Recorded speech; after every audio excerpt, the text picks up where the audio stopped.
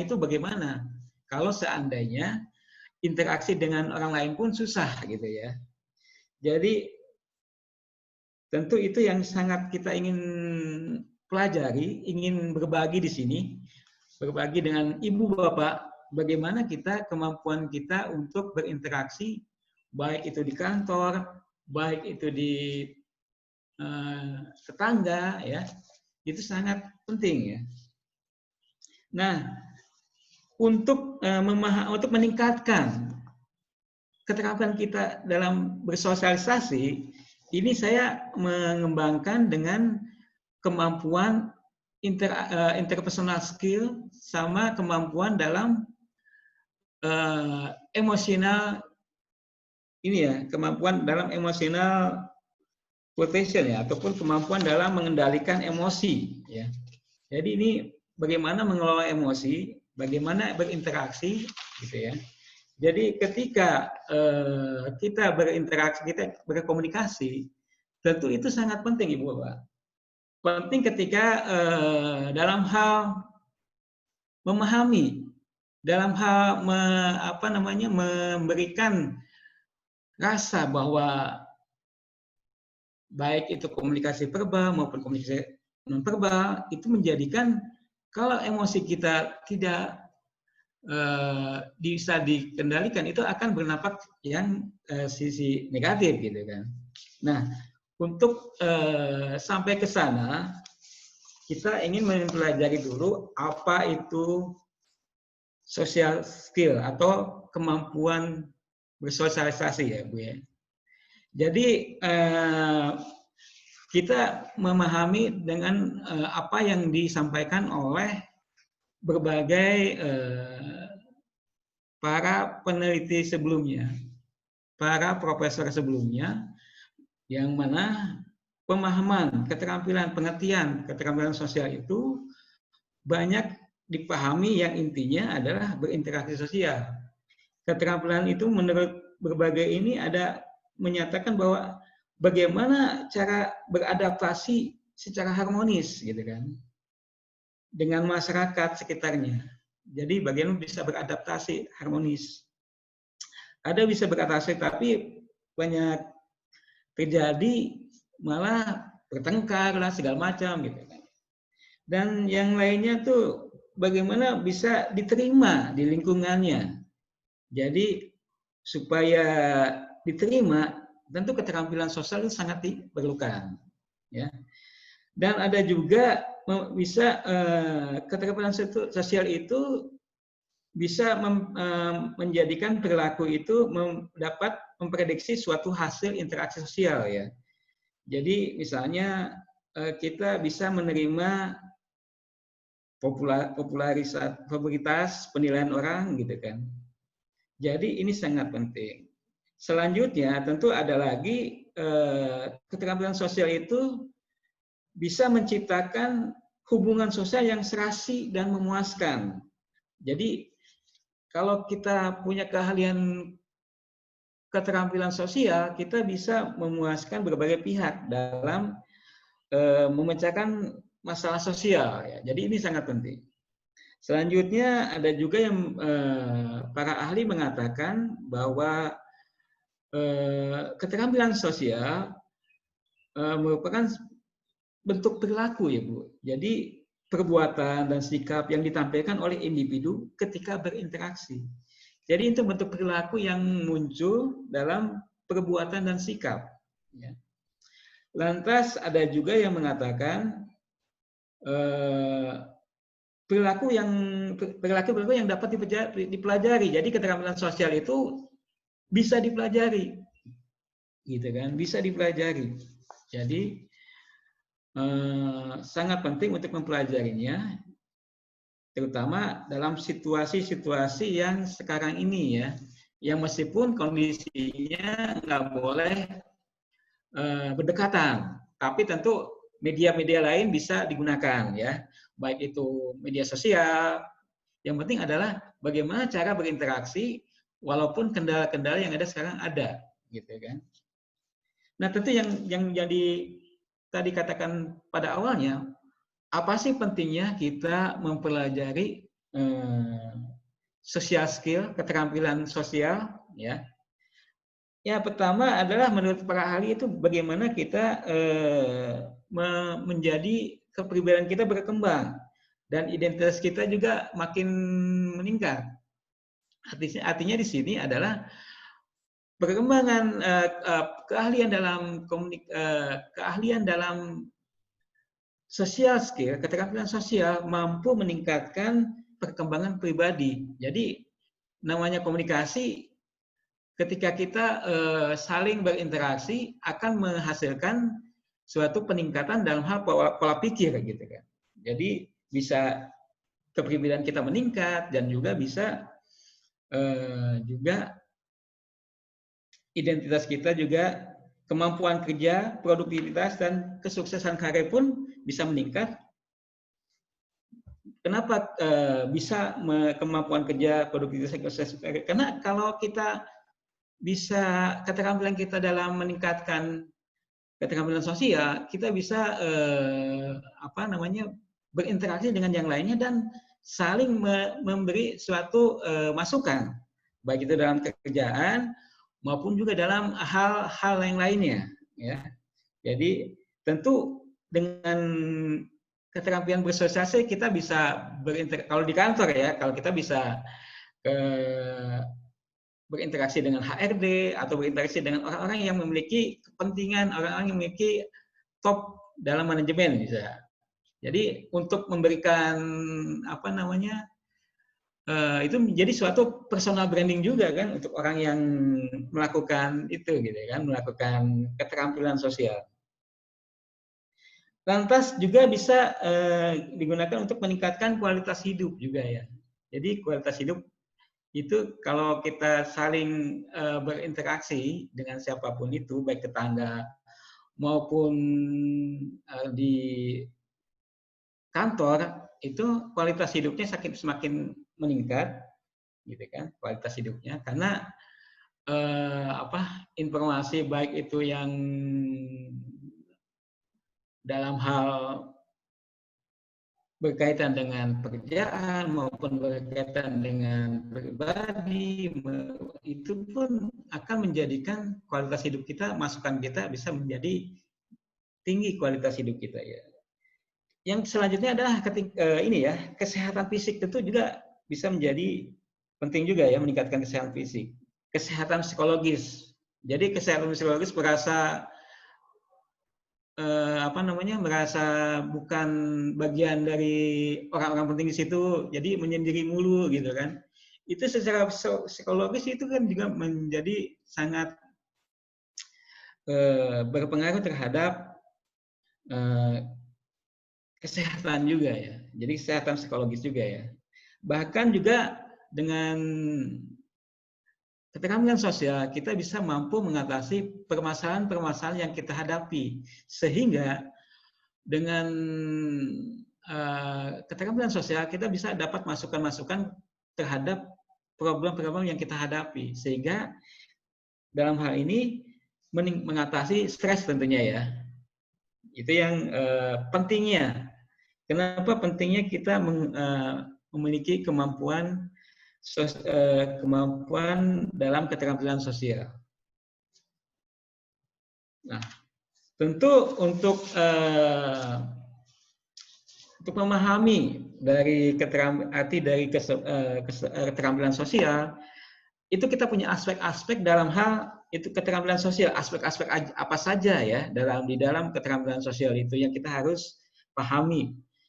Para ahli mengatakan bahwa ada 4 aspek, ya, dalam hal keterampilan sosial. Pertama adalah aspek perilaku terhadap lingkungan, ya. Kedua adalah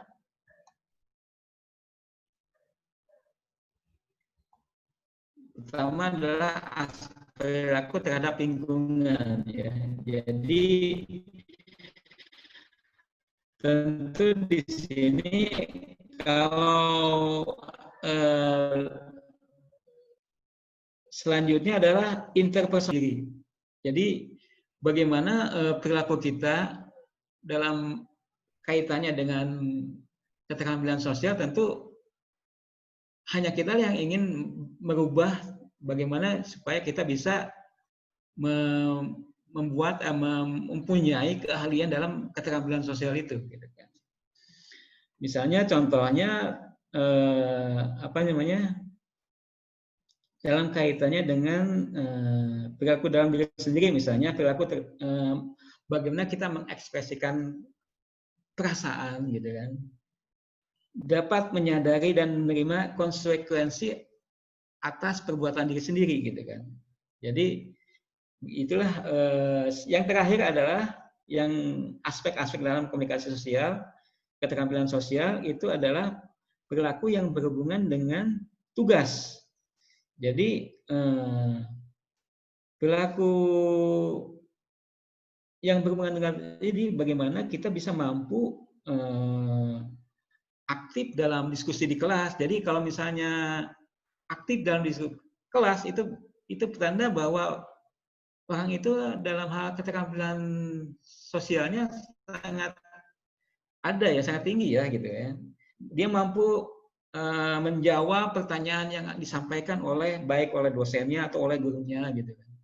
Jadi makanya keterampilan sosial itu juga baik buat dosen gitu. Jadi bagaimana suatu dosen bisa bergaul dengan mahasiswanya.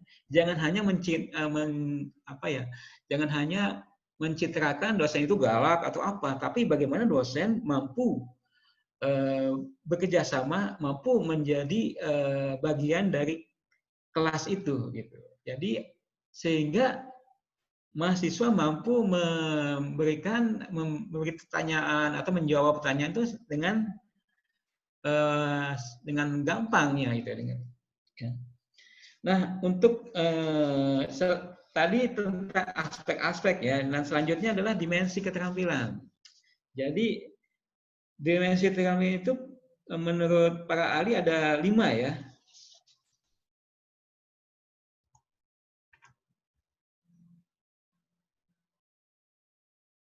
Jadi di sini ada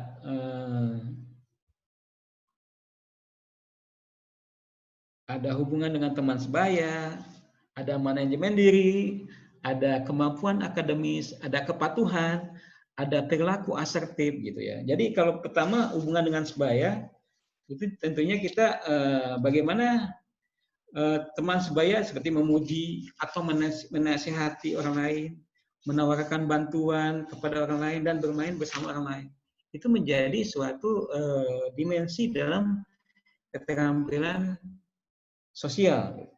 Dan manajemen diri tentu di sini bagaimana memiliki emosi yang baik, bisa mengontrol emosinya, atau juga bisa mengikuti peraturan-peraturan dan batasan-batasan yang ada di lingkungan dia tempat berada. Dan juga menerima kritikan yang baik. Jadi kadang-kadang orang kalau dikritik langsung marah gitu kan, nggak terima. Jadi itu kalau menerima kritikan berarti dia orang yang memiliki dimensi dalam kemampuan keterampilan bersosialisasi. Nah, untuk selanjutnya adalah ciri-ciri keterampilan sosial ya. Di sini kita harus tahu orang yang memiliki ciri-ciri keterampilan sosial itu seperti apa. Dan menurut para ahli ini ada 5 juga nih. Ada perilaku interpersonal, ada perilaku yang berhubungan dengan diri sendiri, ya. Ada juga dengan teman sebaya keterampilan berkomunikasi juga ya. Jadi ciri-cirinya seperti itu. Jadi perilaku yang menyangkut keterampilan, bagaimana dia bisa berinteraksi. Jadi dia bisa mengatur dirinya sendiri di dalam situasi sosial. Jadi dia bisa mengatur dalam kondisi di sosial. Bagaimana dia menciptakan dirinya bisa blend bercampur dengan yang lainnya. Ya, jadi mengatur dalam sosialisasi. Jadi keterampilan sosial ya tentunya ya, yaitu sangat diperlukan dalam menjalin hubungan dalam sosial. Ya. Dan yang lainnya adalah tentu ciri-ciri yang lainnya adalah orang itu berani berbicara, memberi pertimbangan dalam memberikan respon. Jadi dia itu keberanian dalam show off-nya itu sangat tinggi ya, baik dalam berbicara maupun dalam memberikan pertimbangan juga. Juga kalau dikasih pertanyaan itu bisa menjawab sangat lengkap gitu. Lantas juga dia lebih terbuka dalam mengekspresikan dirinya. Jadi kalau mengekspresikan dia lagi kondisi apapun dia terbuka. Lagi sedih, lagi marah, lagi apa aja terbuka. Ya, jadi itu ciri-ciri dalam keterampilan sosial.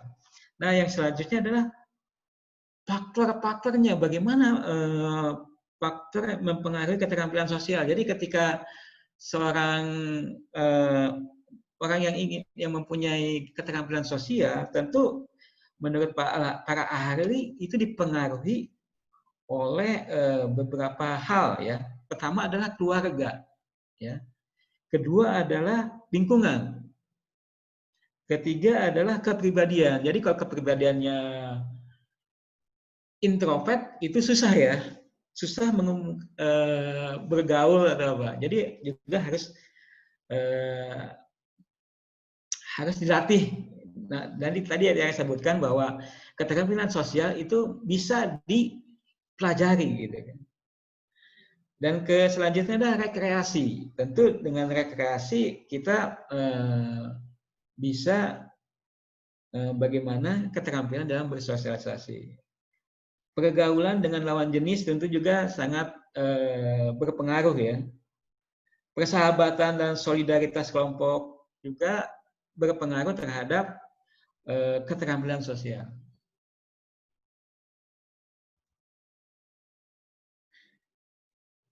Nah, lantas selanjutnya adalah tadi kan mempengaruhi keterampilan sosial, ya. Selanjutnya adalah juga sama tentang bagaimana keterampilan sosial itu memang bisa dipelajari, tapi ada yang bisa dipengaruhinya. Pertama adalah bapak-bapak, ibu-ibu adalah kognitif dan behavior skill defisit ya. Jadi ini mempengaruhi tentang gangguan pada komunikasi, kemampuan kognitif dan perilaku. Jadi pola pikirnya, kognitifnya dan perilakunya itu sangat tidak bisa mendukung dalam hal keterampilan sosial. Ya. Dan selanjutnya adalah umur ya. Umur itu bisa juga semakin matang usia, mungkin semakin dia mampu untuk berinteraksi. Jadi kemampuan usia juga bisa menjadi hal yang mampu mempengaruhi keterampilan sosial. Yang kadang-kadang kalau masih muda ibu bapak, jadi malu atau segan gitu kan, kalau disuruh untuk berinteraksi dengan yang lainnya. Selanjutnya adalah jenis kelamin, ya. Jenis kelamin juga bisa menjadi ini ya faktor mempengaruhi keterampilan sosial. Jadi menurut para ahli ya, anak laki-laki menunjukkan perhatian lebih besar, lebih ya, dibandingkan dengan perempuan. Jadi itu menurut para ahli ya. Selanjutnya adalah tingkat perkembangan. Perkembangan individu yang normal memungkinkan individu untuk memenuhi tugas perkembangan untuk berinteraksi ya dengan orang lain. Dan lantas yang selanjutnya lingkungan sosial. Di sini juga lingkungan sosial juga bagaimana lingkungan sosial merangsang individu memperoleh kesempatan untuk menggunakan kemampuan sosial semaksimal mungkin. Di lingkungan sosial itu ada juga konteks budaya ya. Kalau misalnya ibu bapak ibu punya perbedaan dalam hal punya anak terus keluarganya memiliki perbedaan budaya, misalnya menikah dengan orang asing gitu kan.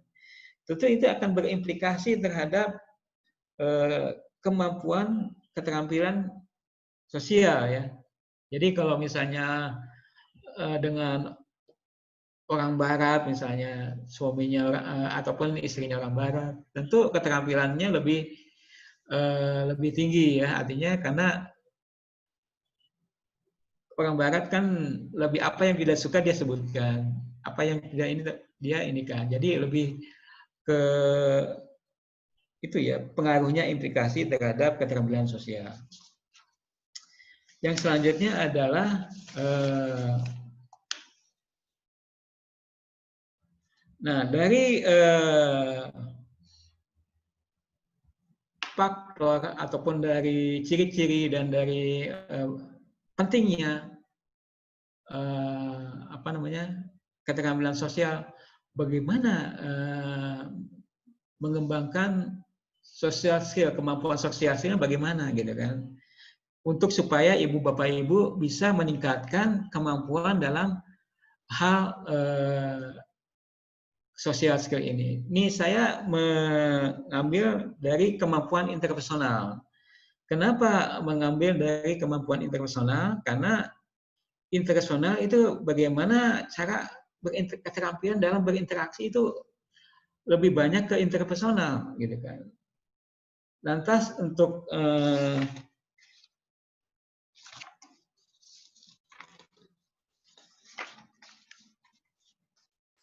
jadi keterampilan interpersonal itu bagaimana kita berkomunikasi dan berinteraksi dengan orang yang setiap harinya. Terus untuk kecerdasan emosional itu bagaimana kemampuan kita mengidentifikasi emosi Anda sendiri dengan emosi orang lain. Jadi ketika berinteraksi itu terkadang kita tergantung dengan pertemuan awal seperti apa. Misalnya kondisinya dalam hal mungkin dia punya masalah, tapi dia ingin berinteraksi. Nah, kalau punya masalah terkadang ada hal yang terlihat, ya, baik itu masam mulutnya, mukanya masam atau segala macam, itu menjadikan kita butuh namanya kecerdasan emosional. Nah, ini dua hal ini yang ingin menjadikan bagaimana kita mengimprove, meningkatkan kemampuan dalam keterampilan sosial. Nah, pertama kita membahas tentang kemampuan dalam interpersonal. Bagaimana kemampuan ibu bapak ibu dalam menggunakan kemampuan interpersonal ini. Jadi pertama tentu untuk hubungan antar pribadi atau interpersonal itu memiliki dua karakteristik ya ibu bapak. Pertama adalah bahwa karakteristik pertama adalah bagaimana hubungan antar pribadi itu berlangsung beberapa tahap, mulai dari tahap interaksi awal sampai tahap pemutusan. Artinya di sini tentu dalam hal berinteraksi itu tidak selalu dalam tahap-tahap yang menyenangkan, kadang-kadang juga tahap ada dalam kondisi dan kondisi dalam permasalahan gitu kan. Dan kedua adalah hubungan antar pribadi itu berbeda-beda dalam hal keluasan, juga dalam hal keluasan itu dalam hal kedalamannya juga. Jadi keluasan itu artinya bahwa ketika kita berkomunikasi itu tentu seberapa besar kedalamannya. Maksudnya kedalaman itu masuk kita ke orang yang kita interaksi, orang yang kita tuju gitu kan. Yang pertama adalah ketika kita berinteraksi menggunakan interpersonal, kita pahami bagaimana hubungan terbina melalui tahapan-tahapan awal, ya. Jadi pertama adalah tahapan kontak, ya, bagaimana kita kontak dengan orang yang kita tuju, gitu kan. Lantas selanjutnya adalah keterlibatan, gitu kan. Di sini yang selanjutnya keakraban. Jadi kontak dulu. Itu tadi yang saya bilang first impression ya di sini ya. Jadi 4 menit tahap interaksi awal, apakah ingin melanjutkan hubungan atau sudah gitu kan. Jadi tahapan inilah yang sangat penting gitu. Dan tahapan ke selanjutnya adalah keterlibatan. Jadi keterlibatan di sini tentu lebih ke dalam pengenalan lebih jauh gitu kan. Jadi ketika kita ingin berkenalan, kita ingin mengenal orang tersebut, juga ingin mengungkapkan diri kita. Bagaimana caranya supaya dia tahu apa saya gitu kan, atau saya juga ingin tahu mereka gitu kan. Lantas selanjutnya adalah keakraban. Di sini keakraban itu dalam hal membina hubungan primer ya, atau primary relationship. Di sini hubungan primer di sini berarti hubungan yang utama, di mana hubungan yang utama adalah bertujuan apakah untuk interaksi kita untuk bisa menjadi sahabat atau untuk bisa menjadi kekasih tentunya ya. Nah itu juga lain juga kalau bisa kita niatnya lain, tergantung niatnya gitu kan. Yang selanjutnya adalah perusakan. Jadi perusakan di sini adalah ketika ikatan antara kedua belah pihak melemah ya.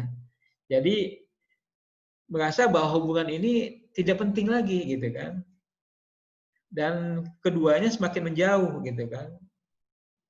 Dan juga saling berdiam diri, tidak menyapa, apalagi kalau sekantor gitu kan. Orang-orang yang punya teman sekantor, gimana rasanya gitu kan. Atau jika tidak lagi banyak mengungkapkan diri. Jadi kadang-kadang apa yang menjadi permasalahan yang biasanya sharing gitu kan, dan sekarang adalah tidak banyak mengungkapkan apa permasalahan kitanya gitu kan. Nah, lantas selanjutnya ada yang tahap-tahap selanjutnya adalah pemutusan. Di sini pemutusan ikatan mempertahankan kedua pihak. Jadi di sini kadang-kadang terjadi adanya peredaan, artinya ketika setelah pemutusan baikan lagi gitu kan. Terus kadang-kadang juga ada juga ketegangan dan keresahan semakin meningkat. Misalnya ada saling tuduh-menuduh, permusuhan dan bahkan kalau misalnya satu kantor itu bisa ada pindah kantor gitu kan. Itu kan sangat ini ya, sangat tidak nyaman kalau misalnya di suatu kantor gitu ada teman tapi musuhan gitu kan. Nah tentu di sini nanti bagaimana problem solve-nya gitu kan untuk perusakan dan pemutusan itu. Dan tadi saya juga menyatakan keluasan dan kedalaman hubungan tentu berbeda-beda ya. Jadi bagaimana masuknya Anda terhadap orang lain, apakah kedalamannya semakin best friend banget atau hanya teman sekadar teman saja. Itu juga tergantung ya Bapak Ibu. Tergantung bagaimana kedalaman dan juga cara kita dalam keterbukaan dan sebagainya. Nanti kita bahas lagi di situ ya. Jadi kalau kita lihat di teori kaitannya dengan teori ini, itu ada namanya penetrasi sosial ya. Jadi penetrasi sosial itu bagaimana menguraikan hubungan gitu kan. Jadi hubungan itu sedalam apa dari yang tadinya sangat sempit, artinya hanya sebatas kenal saja, semakin dalam semakin mengenal dan semakin akrab dan semakin luas dalam kedalamannya, tentu di sini dianggap normal gitu kan dari teori tersebut ya. Beda dengan depenetrasi, jadi terbalikannya. Jadi bila suatu hubungan mulai rusak, keluasan dan kedalamannya seringkali tetapi tidak sering ya berbalik arah gitu kan. Jadi di sini maksudnya adalah ketika suatu hubungan rusak, dia akan secara otomatis akan mengurangi mengungkapkan permasalahan-permasalahan terhadap dirinya. Jadi permasalahan yang lama dia tutup dan dia membuka lagi permasalahan yang baru yang permasalahannya itu yang disampaikan tidak sedalam yang sebelumnya. Artinya hanya batas di tahap ini ya, tahap mengenal kasusnya aja. Misalnya dia punya masalah seperti ini tapi tidak sedalam itu.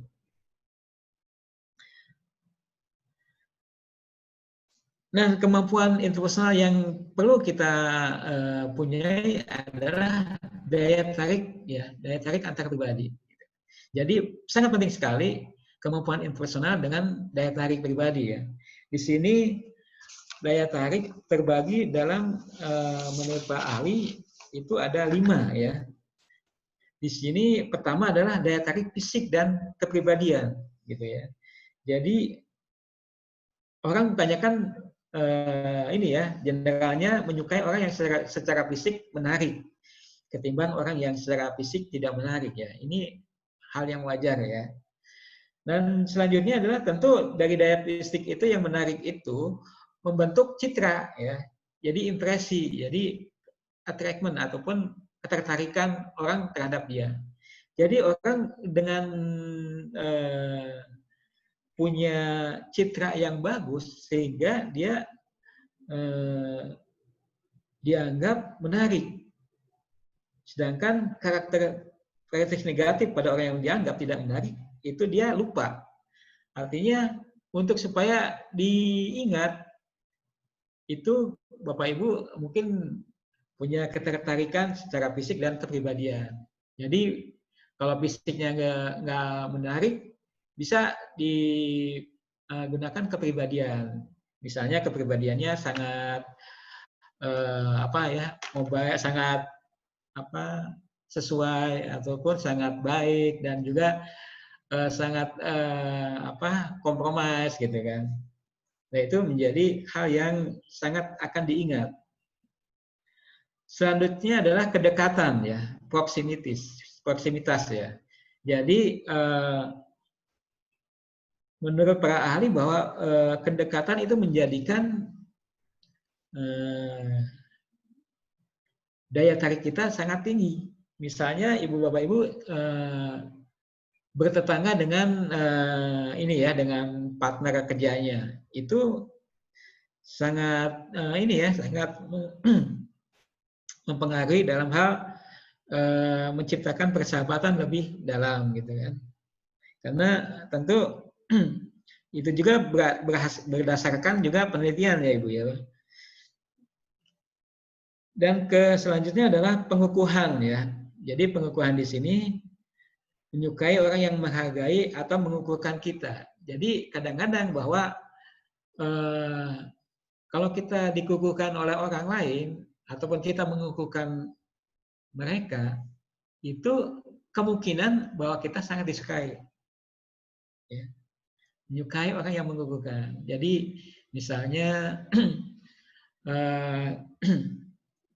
orang yang teman kita hargai karena begini, itu teman kita pasti akan feedbacknya akan menyukai kita. Itu secara ininya ya. Tapi tentu melihat dalam hal apakah pengukuhan kita itu secara alami atau dibuat-buat. Itu juga akan kelihatan. Selanjutnya ada kesamaan atau similarity ya. Jadi orang umumnya menyukai orang yang memiliki kesamaan baik dalam kesamaan kesamaan suku bangsa ataupun kesamaan kemampuan, karakter fisik, kecerdasan dan khususnya sikap dan selera. Jadi kalau misalnya ibu bapak ibu tinggal punya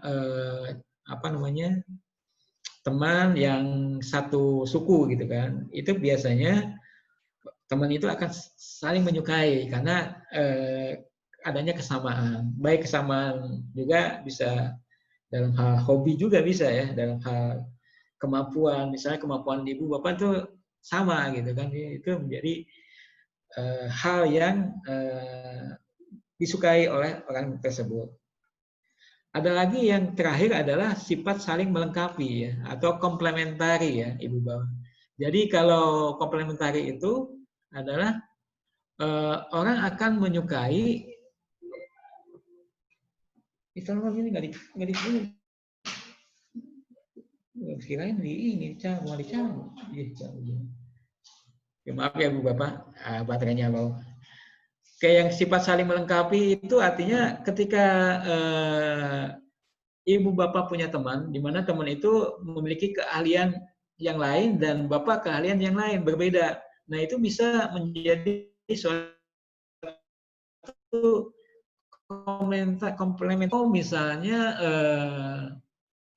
Ibu Bapak punya istri yang tentu maaf berbeda dalam hal pola pikir dan hal ini, tapi dia memiliki hal yang sangat ini ya Ibu, sangat menarik dalam hal misalnya kemampuan dalam hal dia dan Ibu Bapak tidak punya kemampuan itu, jadi saling melengkapi gitu. Selanjutnya adalah pengembangan hubungan ya.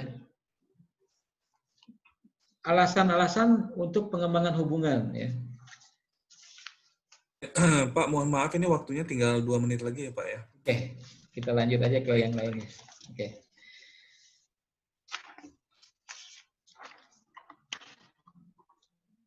Oke, itu jadi maaf Ibu Bapak tadi sebenarnya banyak yang harus kita ini kan dari diskusikan. Selanjutnya adalah dalam hal kecerdasan emosi ya, emosional ini ya, quotation.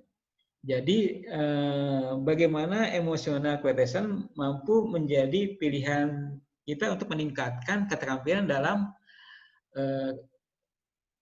hal sosial ya, sosial. Jadi kecerdasan emosi itu sangat penting menurut Pak Lahari. Itu ada 5 aspek ya. Pertama adalah kemampuan menyadari emosi.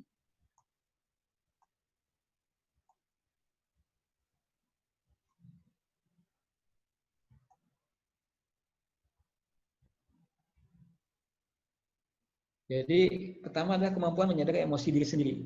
Itu ketika kita berinteraksi tentu dalam hal emosi, dua-duanya emosi dan dia tidak bisa mengontrol emosinya itu tentu sangat akan tidak terjadinya interaksi gitu kan. Kemampuan mengelola emosi diri sendiri. Jadi bagaimana mengelola emosi sendiri itu sangat penting dalam hal berinteraksi. Selanjutnya adalah memiliki kepekaan terhadap emosi orang lain. Jadi ketika kita melihat orang lain itu dengan lagi emosi, kita juga tentu memiliki strategi yang lain dalam hal berinteraksi, baik itu dalam hal mendiamkan dulu sampai emosi dia turun. Ya. Jadi kalau dilihat bagaimana kita berinteraksi dalam hal meningkatkan kemampuan sosial, itu tadi interpersonal skill, bagaimana cara berinteraksi dengan orang lain, ditambah dalam hal kecerdasan emosi. Jadi kecerdasan emosi itu mampu mengelola emosi kita supaya emosi kita bisa dikendalikan kalau kita marah, ataupun sebaliknya kita melihat emosi orang lain sehingga keterampilan dalam hal bersosialisasi itu sangat membutuhkan kecerdasan emosi. Ya. Kalau dilihat di proses improve skill di situ dari social skill, dari interpersonal, emosional kualitas, quotation, sama bagaimana meningkatkan keterampilan sosial. Baik, Pak Hasan. Halo, Pak Hasan. Baik, ada yang mau ditanyakan sampai di sini? Ya, halo Pak. Ya, Bu Melani. Halo, Bu Melani. Ya, oke. Ya, Pak. Ya, silakan Bapak Ibu kalau ada pertanyaan untuk Pak Iwan. Mohon Pak Iwan nanti materinya boleh email ke saya nggak Pak ya? Karena baik, saya baik. akan ke peserta ya Pak ya. Iya, iya. Tadi udah saya kirim kan, udah di-upload ya? Itu. Oh, sudah ke chat ya, kolom chat ya Pak ya? Iya. Bapak kirim kemana, Pak? Kolom chat diupload di situ. Atau nanti saya kirim lagi aja ya. Boleh, Pak. Siap. Oke. Baik, gimana Pak Hasan? Ada yang mau ditanyakan dari teman-teman di sana? Kebetulan nih, ini kayaknya ada nih Pak, sebentar ya. Ini udah belum Pak dijawab Pak? Dari Pak Rangga. Bentar. Bentar. Social skill apa? Ini udah ya Pak ya? Social skill apa yang bisa diterapkan secara langsung bagi para pelaku UKM dalam menangani handling objection, negotiation, dalam mengambil hati customer agar loyalitas tetap terjaga. Oke, ini di sini nggak ada ini ya, nggak ada. Ini dia nggak chat ke ini ya? Oke, diulang Pak, tolong Pak. Bapak lihat di kolom chat di manage participants, nanti ada di situ Pak. Manage participants. Oke, terus kemudian klik more sebelah kanan. Oke, nanti ada kolom chat ya Pak ya. Atau langsung aja chat.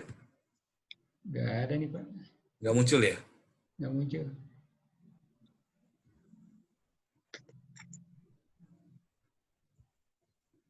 Coba di ini dulu Pak. Ini nggak ada ininya Pak, nggak ada message-nya, nggak ada itunya ya? Nggak muncul. Sebentar ya. Saya chat Pak Iwan sekarang nih. Nanti mungkin Pak Iwan bisa buka langsung ya. Nah, bisa nggak Pak Iwan buka? Ada yang menyala-nyala nggak sih? Oke, ada. Ya. Kebuka ya kolom chatnya ya. Oke. Oke, scroll ke atas sedikit. Itu ada pertanyaan dari Pak Rangga, Pak.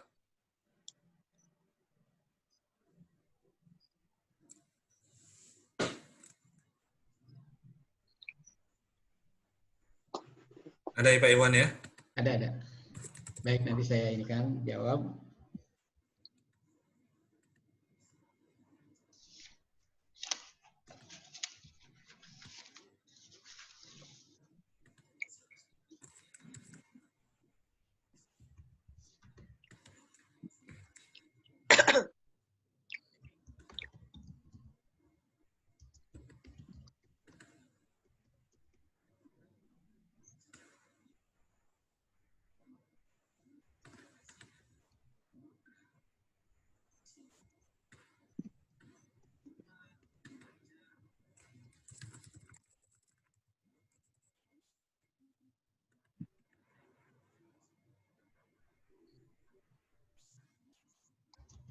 Ya, ada kendala, Pak? Halo, Pak Iwan? Ya.